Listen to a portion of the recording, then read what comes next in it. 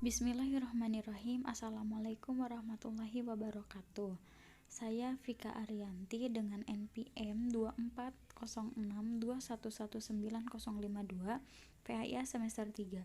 Di sini saya akan mengerjakan dan melaksanakan tugas dari Bapak mata kuliah ilmu kalam, yaitu mengenai sifat-sifat bagi Rasul.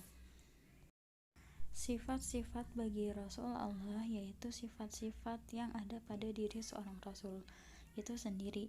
Sifat-sifat bagi Rasul ada 3, yaitu sifat wajib, mustahil, dan sifat jaiz. Yang pertama, sifat-sifat wajib bagi Rasul Allah. Sifat-sifat wajib bagi Rasul Allah adalah sifat-sifat yang memang seharusnya dimiliki oleh Rasul-Rasul Allah. Di antaranya ada sidik, amanah, tablik, dan fatonah. Yang pertama, sidik. Sidik yang artinya jujur. Setiap Rasul pasti jujur dalam ucapan dan perbuatannya. Segala sesuatu yang telah disampaikan kepada manusia, baik berupa wahyu atau kabar, harus sesuai dengan apa yang telah diterima dari Allah.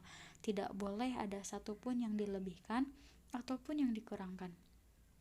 Dalam arti lain, apa yang disampaikan kepada manusia pasti benar adanya. Allah Subhanahu wa Ta'ala berfirman dalam Quran surat Al-Hasyr ayat 7. Bismillahirrahmanirrahim. Wa ma atakumur rasula fakhuduhu wa ma nahakum anhu fantahu. Yang artinya, apa yang diberikan Rasul kepadamu maka terimalah dia, dan apa yang dilarangnya bagimu maka tinggalkanlah. Yang kedua, amanah. Amanah artinya dipercaya.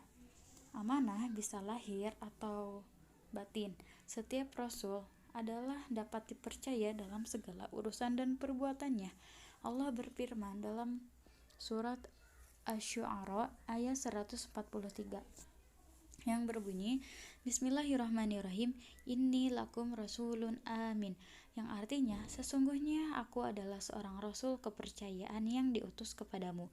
Amanah yaitu segala sesuatu yang dipercayakan kepada manusia, baik yang menyangkut dirinya, hak orang lain, maupun hak Allah. Artinya, sesungguhnya dari penyerahan amanah kepada manusia adalah Allah Subhanahu wa Ta'ala percaya bahwa mampu mengemban amanah tersebut sesuai dengan keinginan Allah Subhanahu wa Ta'ala. Karakter yang seharusnya dimiliki oleh seorang pemimpin sebagaimana karakter yang dimiliki Rasul, yaitu sifat yang dapat dipercaya. Beliau jauh sebelum menjadi Rasul pun sudah diberi gelar Al-Amin, yang artinya dapat dipercaya. Sifat amanah inilah yang dapat mengangkat posisi Nabi di atas pemimpin yang benar-benar bertanggung jawab pada amanah yang telah Allah berikan. Yang ketiga, tablik, artinya menyampaikan wahyu. Tablik berarti menyampaikan, sedangkan dalam istilah adalah menyampaikan ajaran-ajaran Islam yang diterima dari Allah Subhanahu wa Ta'ala kepada umat manusia untuk dijadikan pedoman dan dilaksanakan agar memperoleh kebahagiaan dunia dan akhirat. Hal utama dan pokok aktivitas tablik yaitu amar ma'ruf nahi mungkar serta mengajak beriman kepada Allah Subhanahu wa Ta'ala. Allah berfirman dalam surat Al-Ahzab ayat 39. Bismillahirrahmanirrahim. Allazina yuballighuna risalatillah wa yahsyaunahu wa la yahsyauna ahadan illallah wa kafa billahi hasiba. Artinya yaitu orang-orang yang menyampaikan risalah-risalah Allah, mereka takut kepadanya dan mereka tidak takut kepada seorang pun selain Allah, dan cukuplah Allah sebagai pembuat perhitung. Lalu yang terakhir yaitu fatonah. Fatonah yang berarti cerdas. Rasul memiliki kecerdasan yang tinggi ketika contohnya dalam kisah ketika terjadi perselisihan antara kelompok kabilah di Mekah, setiap kelompok memaksakan kehendak untuk meletakkan Al-Hajar Aswad di atas Ka'bah. Lalu Rasulullah SAW menengahi dengan cara semua kelompok yang bersengketa agar memegang ujung dari kain itu. Kemudian Nabi meletakkan batu itu di tengahnya dan mereka semua mengangkat hingga sampai di atas Ka'bah.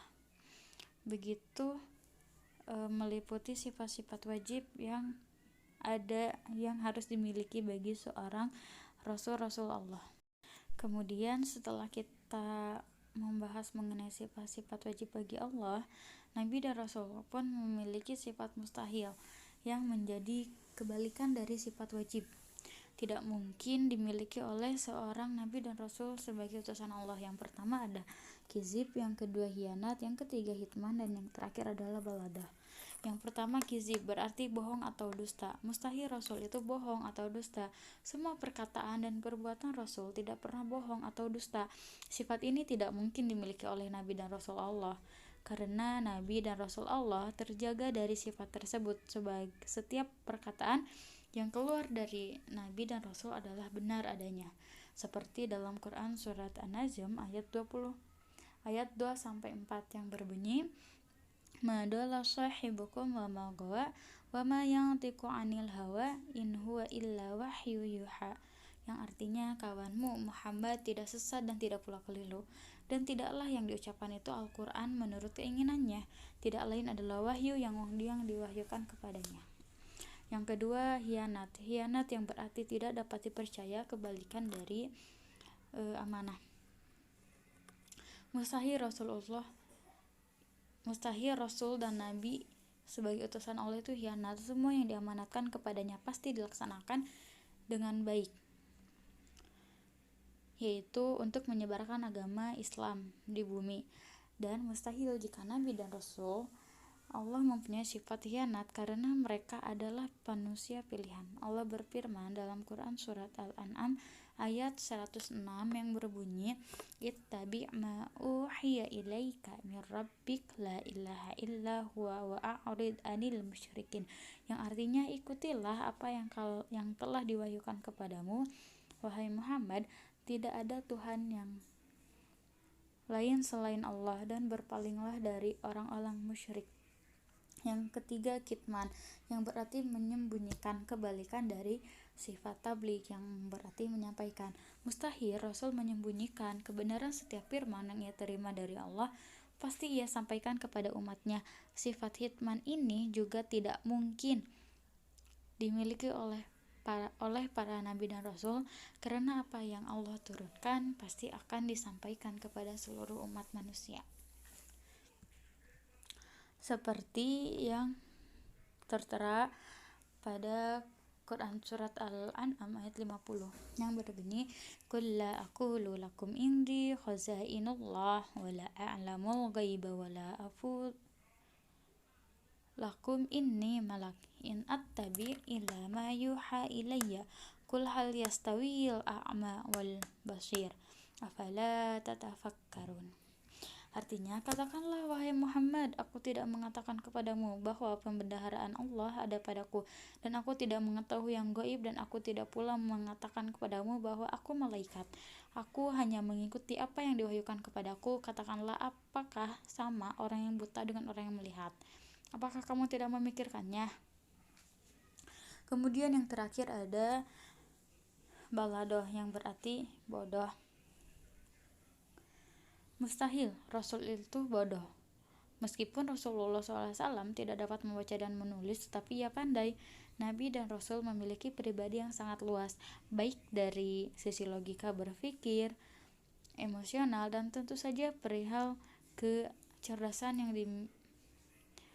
perihal spiritualnya. Kecerdasan yang dimiliki oleh seorang Nabi dan Rasul adalah kecerdasan yang paripurna, seperti yang dijelaskan dalam firman Allah Quran surat Al-A'raf ayat 199 yang berbunyi, khudil afwa wa'mur bil urfi wa'arid anil jahilin, yang artinya jadilah pemaaf dan suruhlah orang mengerjakan yang ma'ruf, serta janganlah pedulikan orang-orang yang bodoh.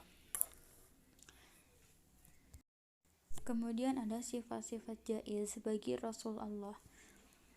Sifat jaiz bagi Nabi dan Rasul adalah sifat kemanusiaan, yaitu al-ardul basyariyah. Artinya Rasul memiliki sifat-sifat sebagaimana manusia biasa, seperti rasa lapar, haus, sakit, tidur, marah, senang, ataupun yang lainnya. Sebagaimana seorang Rasul tetap meninggal sebagaimana makhluk yang lainnya. Di samping Rasul memiliki sifat wajib dan juga lawannya, yaitu sifat mustahil, Rasul juga memiliki sifat jaiz. Allah berfirman dalam Quran surat Al-Mu'min ayat 33, ma hadza illa basyarun mislukum ya'kulu mimma ta'kuluna minhu wa yashrabu mimma tashrabun. Artinya, orang ini tidak lain hanyalah manusia seperti kamu. Dia makan seperti apa yang kamu makan dan dia minum seperti apa yang kamu minum. Nabi dan Rasul juga memiliki sifat-sifat yang tidak terdapat pada manusia biasanya, yaitu ismatur Rasul dan iltizamur Rasul. Yang pertama adalah ismatur Rasul. Ismatur Rasul yaitu orang yang bermaksum, terlindung dari dosa dan salah dalam kemampuan pemahaman agama, ketaatan, dan menyampaikan wahyu Allah Subhanahu wa taala, sehingga selalu siaga dalam menghadapi tantangan dan tugas apapun. Yang kedua, iltizamur Rasul, yaitu orang-orang yang selalu berkomitmen dengan apapun yang mereka ajarkan. Mereka bekerja dan berdakwah sesuai dengan arahan dan perintah Allah. Sekian apa yang telah saya sampaikan. Mohon maaf bila ada kesalahan dalam bertutur kata atau dalam penjelasannya. Jadi sifat-sifat bagi Rasulullah itu ada 3, yaitu sifat wajib, mustahil, dan sifat jaiz. Masing-masingnya memiliki bagian-bagiannya. Yang pertama sifat wajib, yaitu ada 4, yaitu sidik, amanah, tablik, dan fatonah. Yang kedua, sifat mustahilnya ada 4, yaitu kebalikan dari sifat wajib. Yang pertama kisib, yang kedua hianat, yang ketiga kitman, dan yang terakhir adalah balado. Lalu ada sifat jaiz. Sifat jaiz ada 2, yaitu ismatur Rasul dan iltizamur Rasul. Sekian dari saya. Wabillahi taufiq wal hidayah. Assalamualaikum warahmatullahi wabarakatuh.